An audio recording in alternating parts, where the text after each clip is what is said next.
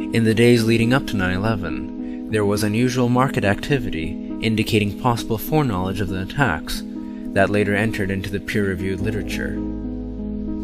With regards to the stocks of the very airliners that crashed into the towers, the Commission stated in a single footnote that it was highly suspicious trading on its face. However, they dismissed it by stating that the individual involved had no conceivable ties to Al-Qaeda. Paul Zaremka, an econometrician and editor of Frontiers in Econometrics, has been concerned about the lack of discussion regarding academic studies critically examining this topic. First of all, you shouldn't even be presuming that Al-Qaeda did it. I mean, if you're doing some kind of investigation of how it happened, you don't presume anything. Now, what happened on the data on American Airlines and United Airlines are that both stocks, coincidentally, were around $32 a week before 9/11. And then afterwards, the stocks fell from around 30 to around 18 when the stock market opened 1 week later. So obviously you can make a lot of money if you had a put option on either American Airlines or United Airlines, okay? That's just the data. That's just how things work, okay? The question then becomes whether there was an unusual level of movements in put options in either of those stocks before 9/11. The put option is one of several methods that you can take advantage of knowing something that's going to happen to a stock price before it happens, anticipating that it's going to happen, and if it does happen in the direction you expect it to happen, then you can make a lot of money. When I say that you can buy a put option to be able to sell a stock later, you're buying the option to sell. You're not selling, you're buying the option to sell, okay? But if I have bought the option to sell, I can also sell my option to sell, okay? So the normal data that you get in publications adds those two together. And then they look at a ratio of that total quantity to another thing which is called a call option, which is the opposite of being able to sell a stock. It's the option of being able to buy a stock. That gives you a put-call ratio. That's publicly available. Professor Podosman is from the University of Illinois at Champaign-Urbana, and he was given confidential data by the Chicago Board of Options Exchange to investigate the issue about whether there was insider trading on American Airlines and United Airlines stocks before 9/11. When I say confidential data, I mean he was actually given exact transactions, which I'm going to argue is significant because the public data are not that detailed. Then he made an analysis on put options which occurred in these two airlines, and he focused on the days before 9/11 up to 9/11 itself. But Podosman was able to look at the individual call and put options and distinguish that which was a sale from that which was a purchase. So in other words, he had clean data the rest of us can't really get a hold of. And from that data, he then made an analysis of was the pattern, the levels in which there was selling of put options, or excuse me, buying of put options, was the level of the buying of put options extraordinary in the days before 9/11 or not? And that's a statistical question of which there is no 100% answer. I mean, any statistical question is a probabilistic statement. His final conclusion is that with probability around 99%, there was insider trading on American Airlines and United Airlines.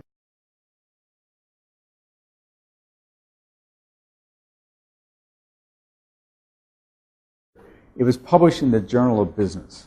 The Journal of Business is a peer-reviewed journal in which if they get any article, they have to send it out for review from other scholars in the fields. It obviously is a very mainstream publication, whatever you want to call it, business school publication. So it's an outstanding place for such a publication to have appeared. But what's amazing is that I've never seen an analysis afterwards, and now we're more than 4 years later. I still have yet to see anybody counter his work, and yet it's extremely important work. I mean, you would think. I mean, I have been an econometrician. I know how this work is done. If you publish anything that's particularly interesting, some other people are going to make other articles from a contrary point of view, or criticize your data or methodology or something like that. For example, if you do a study of what is the cause of crime, or you're doing a study of does capital punishment increase or decrease the probability of crime, well, you got a lot of people in those articles, and they have to take different positions, and some of them are extremely critical of the other one. In this particular case, this is really, this is deaths of 3,000 people, and nobody's contesting his results, which it may mean that they're unobjectionable, but I don't believe that. I think it's more that people are scared to even discuss it. I don't know. It's remarkable to me that normal business school or econometrician, faculty members in departments of economics haven't gone after the paper. It's almost like they prefer to ignore it than to discuss it.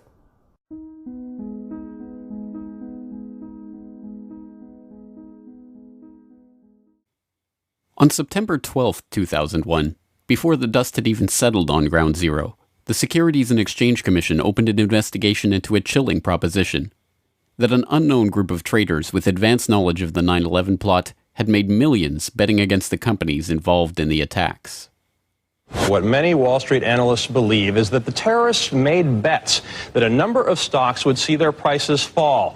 They did so by buying what are called puts. If you bet right, the rewards can be huge. The risks are also huge, unless, of course, you know something bad is going to happen to the company you're betting against. This could very well be insider trading at the worst, most horrific, most evil use you've ever seen in your entire life. One example, United Airlines. The Thursday before the attack, more than 2,000 contracts betting that the stock would go down were purchased. 90 times more in one day than in 3 weeks. When the markets reopened, United stock dropped. The price of the contracts soared, and someone may have made a lot of money fast. $180,000 turns into $2.4 million when that plane hits the World Trade Center. It's almost the same story with American Airlines. That's a five-fold increase in the value of what was a $337,000 trade on Monday. All of a sudden becomes what? $1.8 million. And there's much more, including an extraordinarily high number of bets against Morgan Stanley and Marsh & McLennan, two of the World Trade Center's biggest tenants. Could this be a coincidence? This would be one of the most extraordinary coincidences in the history of mankind if it was a coincidence. Although the put options on American and United Airlines are usually cited in reference to the 9/11 insider trading, these trades only represent a fraction of the suspicious trades leading up to the attack. Between August 20th and September 10th, abnormally large spikes in put option activity appeared in trades involving dozens of different companies whose stocks plunged after the attack, including Boeing, Merrill Lynch, JP Morgan, Citigroup, Bank of America, Morgan Stanley, Munich Re, and the AXA Group. Traders weren't just betting against the companies whose stocks dove after 9/11, however. There was also a six-fold increase in call options on the stock of defense contractor Raytheon on the day before 9/11. The options allowed the traders to buy Raytheon stock at $25. Within a week of the attack, as the American military began deploying the Raytheon-supplied Tomahawk missiles they would eventually use in the invasion of Afghanistan, the company's share price had shot up 37% to over $34. The SEC weren't the only ones interested in this particular 9/11 money trail either. Investigations into potential insider trading before the attacks were opened by authorities around the globe, from Belgium to France to Germany to Switzerland to Japan. It wasn't long before this global financial manhunt started yielding clues on the trail of the terror traders. On September 17th, Italian Foreign Minister Antonio Martino, addressing Italian Consob's own investigation into potential 9/11 trading, said, "I think there are terrorist states and organizations behind speculation on the international markets." By September 24th, the Belgian finance minister was confident enough to publicly announce Belgium's strong suspicions that British markets may have been used for transactions. The president of Germany's central bank was the most adamant. "What we found makes us sure that people connected to the terrorists must have been trying to profit from this tragedy." These foreign leaders were not alone in their conviction that insider trading had taken place. University of Chicago finance professor George Constantinides, Columbia University law professor John Coffey, Duke University law professor James Cox, and other academics, as well as well-known options traders like John Najarian, all expressed their belief that investors had traded on advanced knowledge of the attacks. The scale of the SEC investigation was unprecedented, examining over 9.5 million securities transactions, including stocks and options in 103 different companies trading in 7 markets, 32 exchange-traded funds, and stock indices.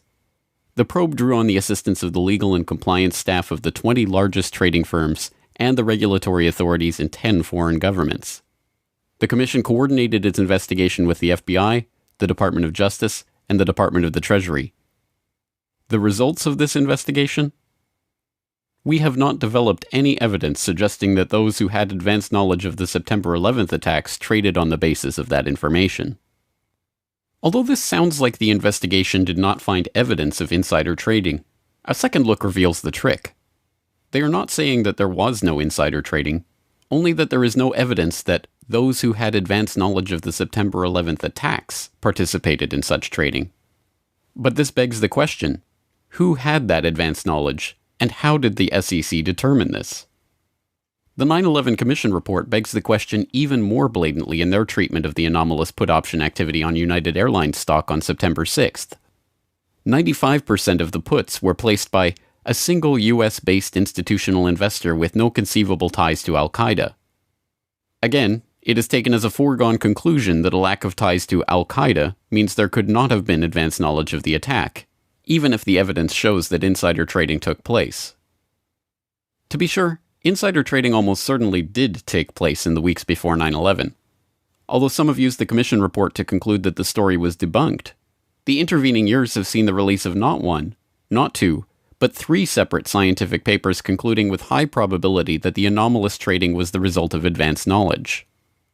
In Unusual Option Market Activity in the Terrorist Attacks of September 11, 2001, University of Chicago professor Alan Podeshman concluded, "Examination of the option trading leading up to September 11th reveals that there was an unusually high level of put buying. This finding is consistent with informed investors having traded options in advance of the attacks." In Detecting Abnormal Trading Activities in Option Markets, researchers at the University of Zurich used econometric methods to confirm unusual put option activity on the stocks of key airlines, banks, and reinsurers in the weeks prior to 9/11.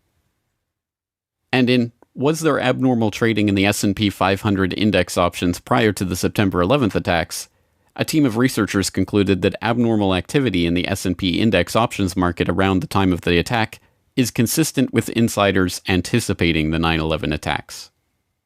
The only question, then, is who was profiting from these trades, and why was no one ever indicted for their participation in them? One lead is pursued by researcher and author Kevin Ryan. In Evidence for Informed Trading on the Attacks of September 11th, he examines an FBI briefing document from 2003 that was declassified in 2009. It describes the results of FBI investigations into 2 of the pre-9/11 trades that the Bureau had identified as suspicious, including the purchase of 56,000 shares of Stratesec in the days prior to 9/11. Stratesec provided security systems to airports, including, ironically, Dulles Airport, as well as the World Trade Center and United Airlines, and saw its share price almost double when the markets reopened on September 17, 2001. The trades traced back to a couple whose names are redacted from the memo, but are easily identifiable from the unredacted information. Mr. and Mrs. Wirt D. Walker III, a distant relative of the Bush family and business partner of Marvin Bush, the president's brother. The document notes that the pair were never even interviewed as part of the investigation, because it had revealed no ties to terrorism or other negative information. In addition to begging the question, this characterization is provably false, as Ryan noted in a conversation with financial journalist Lars Schall. Wirt Dexter Walker at Strategic hired several people from a company called the Carlyle Group. And the Carlyle Group had bin Laden family members as investors. Also, Wirt Walker's fellow director, James Abrahamson, was a close business associate of a man named Mansour Ijaz, a Pakistani businessman. And Mansour Ijaz claimed to be able to contact Osama bin Laden on multiple occasions. So there does seem to be some circumstantial evidence indicating that these people were connected to Al-Qaeda, at least to the point where we should investigate. And isn't it true that also some members of the bin Laden family were actually in Washington at a gathering of the Carlyle Group on 9/11? That's true. The Carlyle Group had a meeting at the Ritz-Carlton Hotel in Washington on September 11th, and present there were former President George H.W. Bush, James Baker, and the brother of Osama bin Laden. I believe his name was Salem. I can't recall his exact name. But they were there, investors from the bin Laden family, meeting with Carlyle Group representatives in Washington on September 11th. Was this why the FBI thought better of questioning Walker over his highly profitable purchase of Strategic shares right before 9/11?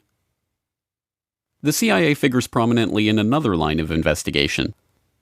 One suspicious United Airlines put option purchase that was investigated by the FBI involved a 2,500 contract order for puts in the days before 9/11. Instead of processing the purchase through United Airlines Home Exchange, the Chicago Board of Options Exchange, the order was split into 500 contract chunks and run through 5 different options exchanges simultaneously.